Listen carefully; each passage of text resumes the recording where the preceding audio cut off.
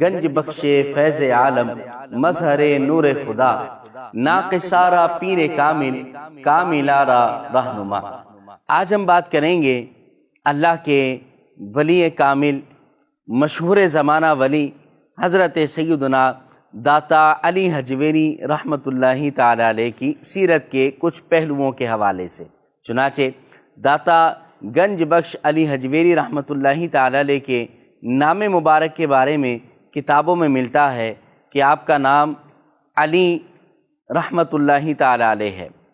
آپ کی کنیت ابو الحسن رحمۃ اللہ تعالی علیہ ہے، اور آپ کے لقب کی بات کی جائے تو اللہ رب العالمین نے ایسا لقب آپ کو عطا فرمایا کہ جو ہر زبان پر عام ہے، بچے، بوڑھے، جوان، بزرگ، سب کی زبانوں پر آپ کا لقب یہ عام ہے، اور وہ لقب ہے داتا گنج بخش رحمۃ اللہ تعالی علیہ۔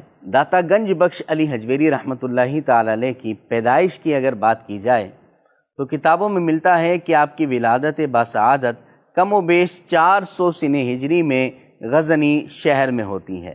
آپ کے شجرہ نسب کی اگر بات کی جائے تو 9 واسطوں سے آپ کا شجرہ مولا علی مشکل کشا شیر خدا کرم اللہ تعالی وجہہ الکریم سے جا ملتا ہے۔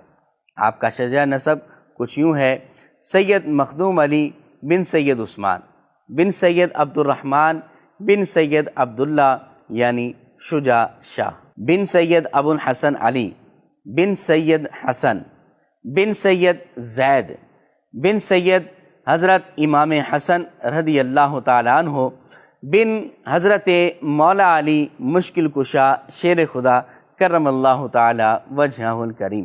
اس طرح 9 واسطوں سے آپ کا سلسلہ نسب جو ہے یہ مولا علی شیر خدا کرم اللہ تعالیٰ وجہہ الکریم سے مل جاتا ہے۔ تو ناظرین اندازہ کیجئے اتنے بڑے خاندان سے حضرت سیدنا داتا گنج بخش علی حجویری رحمۃ اللہ تعالی علیہ کا تعلق ہے۔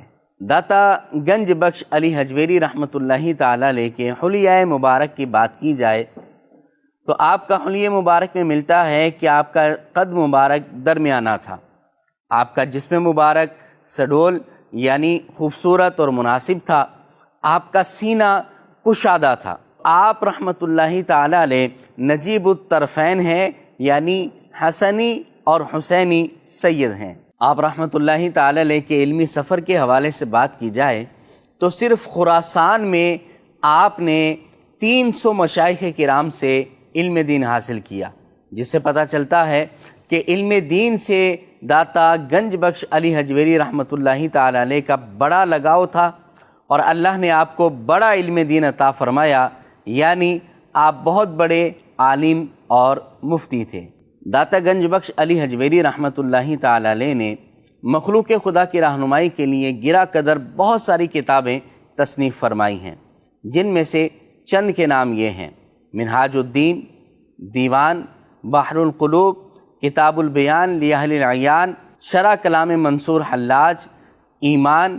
افسوس کی بات یہ ہے کہ فی زمانہ داتا صاحب رحمۃ اللہ تعالی علیہ کی کتابوں میں سے سوائے کشف المحجوب کے کوئی کتاب بآسانی میسر نہیں آتی۔ شیخ کامل امیر اہل سنت دامت برکاتہم العالیہ، آپ وسائل بخشش میں بہت پیارا ایک کلام آپ نے لکھا ہے۔ آپ فرماتے ہیں کہ ہو مدینے کا ٹکٹ مجھ کو عطا داتا پیا، آپ کو خواجہ پیا کا واسطہ داتا پیا۔ اس کلام کے بہت پیارے اشعار ہیں۔ آپ کے وصال مبارک کی اگر بات کی جائے تو اکثر تذکرہ نگاروں کے نزدیک آپ کا وصال پرملال 20 صفر المظفر 465 سنہ ہجری میں ہوا، اور آپ کا مزار فائز الانوار آج بھی پاکستان کے بہت مشہور شہر لاہور کے اندر مرجع خلائق ہے۔ دنیا جہاں سے لوگ آپ کے مزار پر حاضری کے لیے آتے ہیں اور فیوز و برکات پایا کرتے ہیں۔